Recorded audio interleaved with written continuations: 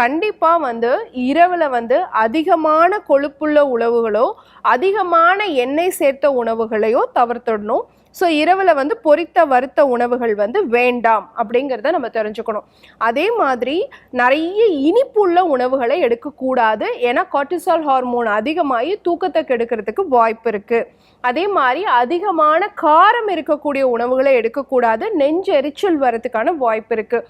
உப்பு நிறைய போட்டோ அல்லது ப்ரிசர்வ்டு ஃபுட்டு நிறைய வந்து பதப்படுத்தப்பட்ட உணவுகளை இரவில் எடுக்கக்கூடாது. கேஸ்ட்ரைட்டிஸ் இன்க்ரீஸ் ஆகிறதுக்கான வாய்ப்பு இருக்குது. சிட்ரஸ் வகையை சார்ந்த பழங்கள் இரவில் எடுத்துக்கிட்டோம் அப்படின்னு சொன்னாலும் நமக்கு சளி ஒரு பக்கம் அப்படின்னு சொன்னாலும் இன்னொரு பக்கம் வந்து ரிஃப்ளெக்ஸ் சாப்பிட்ட உணவு எது கழிக்கிறதுக்கான சான்சஸ் அதிகமாக இருக்குது.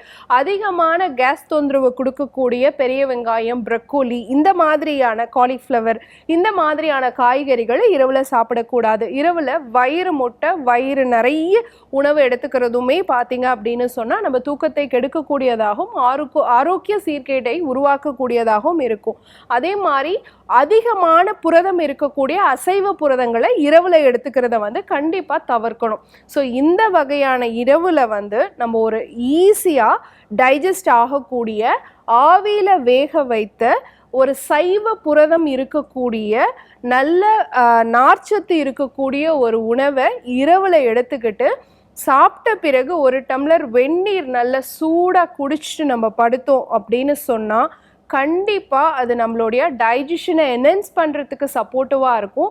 இரவு நல்லா தூக்கம் வரத்துக்கும் சப்போர்ட்டிவாக இருக்கும்.